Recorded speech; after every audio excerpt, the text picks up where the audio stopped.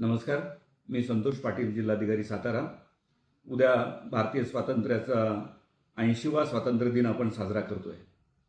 सातारा जिल्हाधिकारी कार्यालयामध्ये जिल्ह्याचा प्रमुख कार्यक्रम आयोजित केलेला आहे.